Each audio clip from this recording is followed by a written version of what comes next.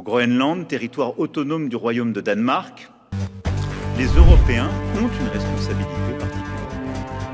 NATO akhirnya muak dengan kelakuan Amerika Serikat yang seenak udelnya sendiri, dan sekarang mereka bergerak tegas dengan mengerahkan pasukan ke Greenland untuk bersiap perang melawan Washington.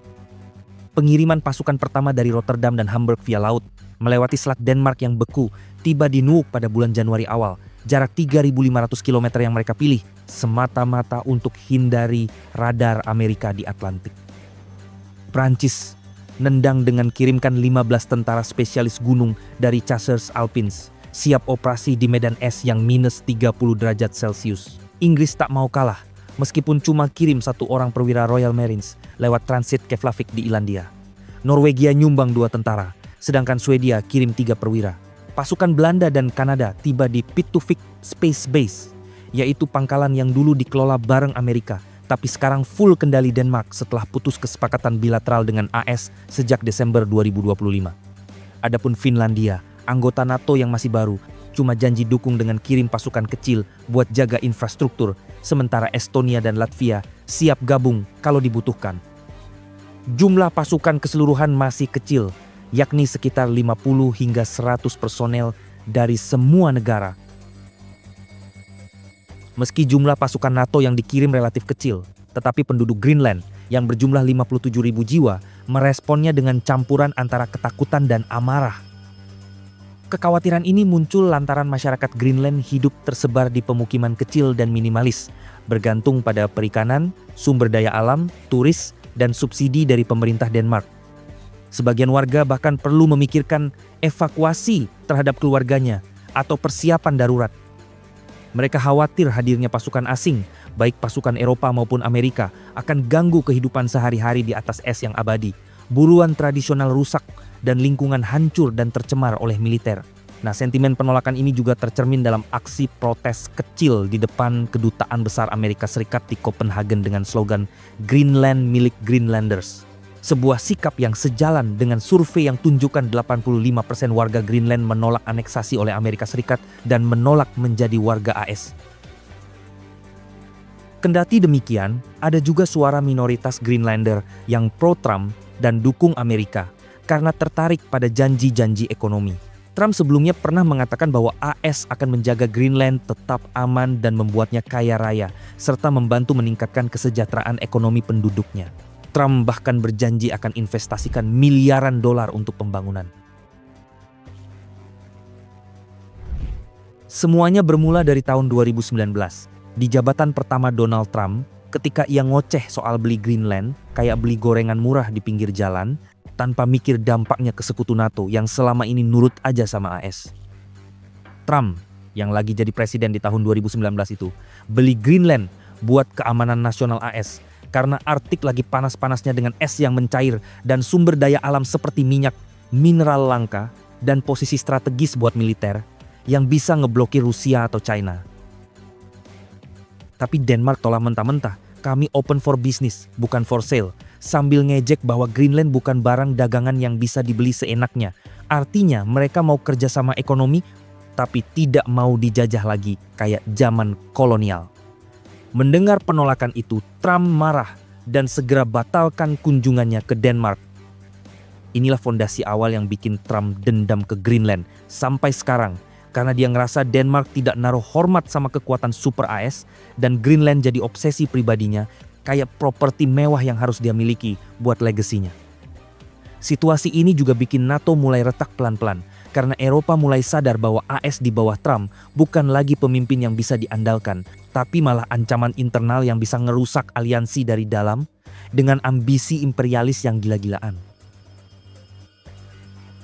Lompat ke Desember tahun 2024, Trump menang Pilpres lagi.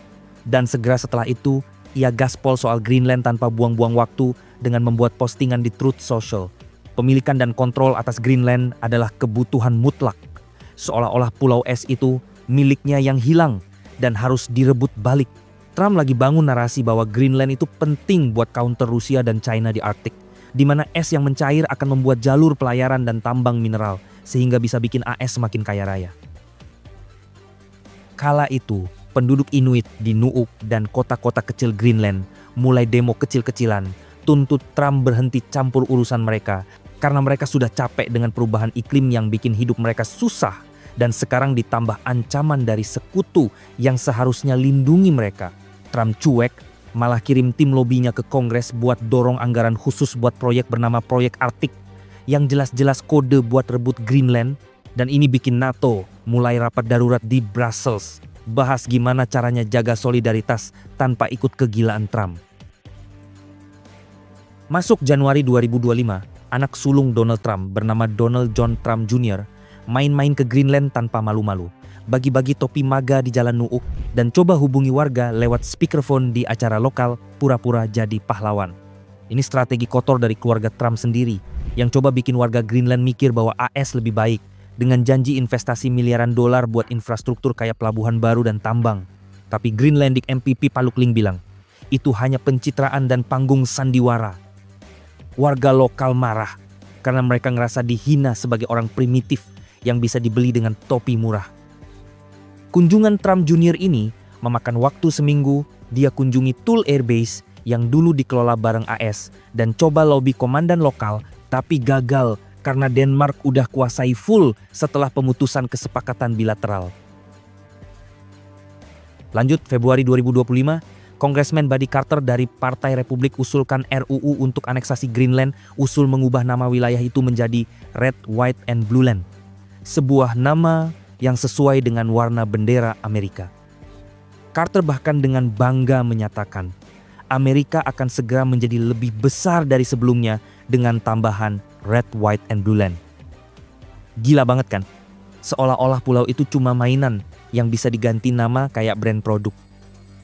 Usulan ini detailnya termasuk alokasi anggaran ratusan miliar dolar buat integrasi Greenland ke AS dengan janji status negara bagian ke-51. Trump dukung RUU ini lewat rally, bilang, kita butuh Greenland buat great again. Pemerintah Denmark geleng-geleng kepala seolah berkata, seriously? Ini ngapain sih Amerika?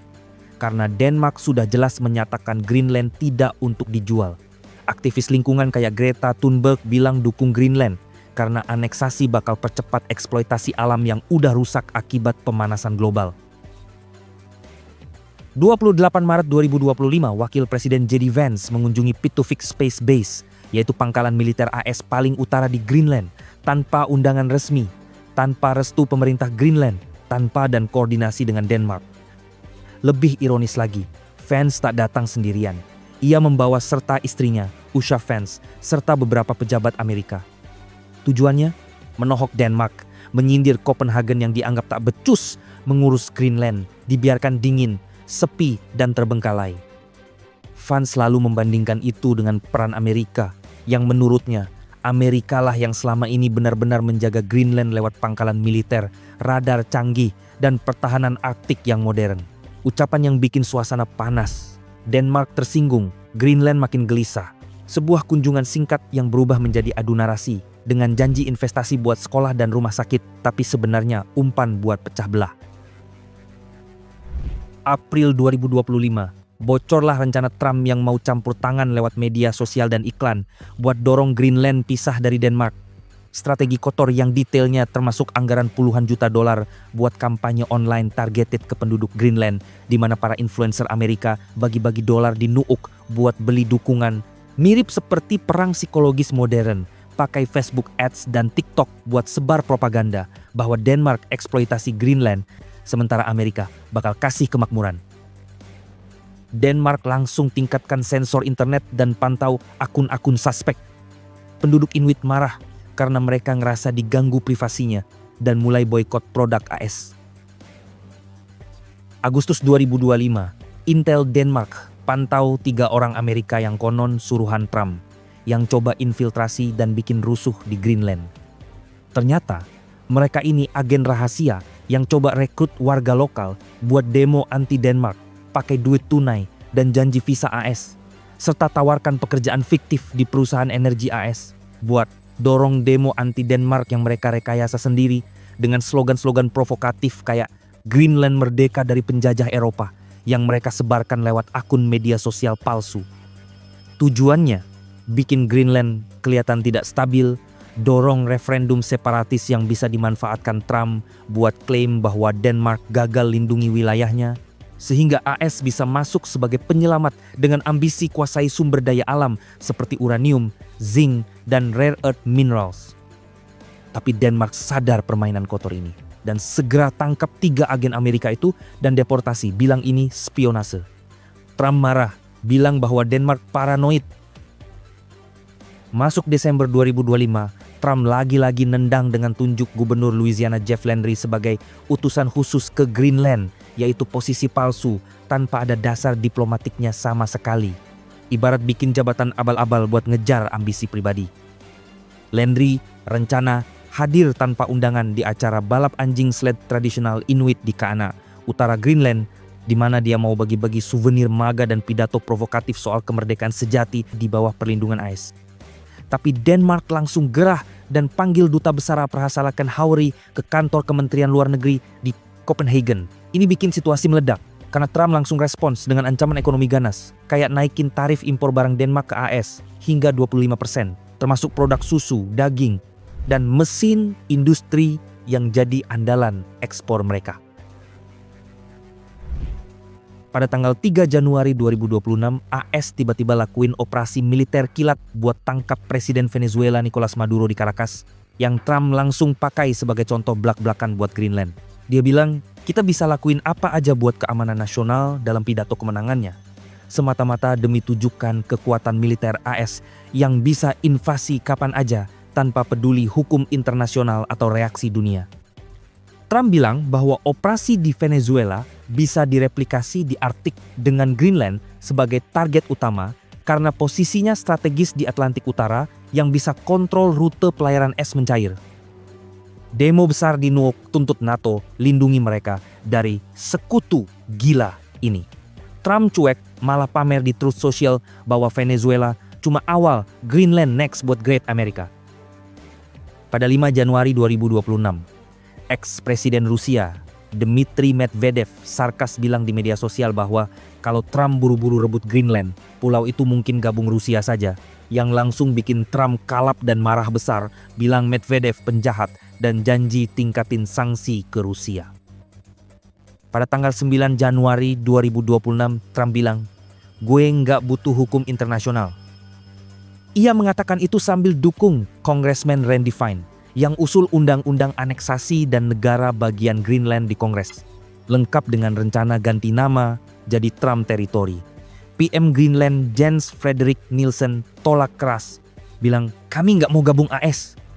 Trump ancam Nielsen pribadi dan pura-pura tidak kenal. Pada 15 Januari pasukan Eropa mulai tiba. Prancis kirim 15 prajurit infanteri gunung dari Chasseurs Alpins ke Nuuk, Jerman 13 keesokan harinya, Inggris, Norwegia, Swedia simbolis dengan rotasi. Puncaknya pertemuan di White House dengan Rasmussen, Motzfeldt, Vance, Rubio, di mana ada ketidaksepakatan mendasar soal masa depan Greenland. Sampai hari ini, operasi lanjut dengan rotasi pasukan 50-100, simbolis di Greenland Barat dan Utara, fokus jaga Pitufik Space Base dan pantai dari Nuuk ke Kaanak serta Paamiut, didukung pesawat, kapal, drone biaya jutaan euro dengan Jerman Prancis tanggung besar. Frederiksen peringatkan bahwa invasi AS berarti akhir NATO. Macron bilang Greenland milik rakyatnya. Aliansi retak karena Trump gila kuasa yang ancam sekutu sendiri demi hegemoni Arktik. Benar sekali, Eropa NATO yang dulunya dibentuk untuk melawan Uni Soviet, kini sedang bersiap melawan Amerika yang selama puluhan tahun memimpin aliansi ini.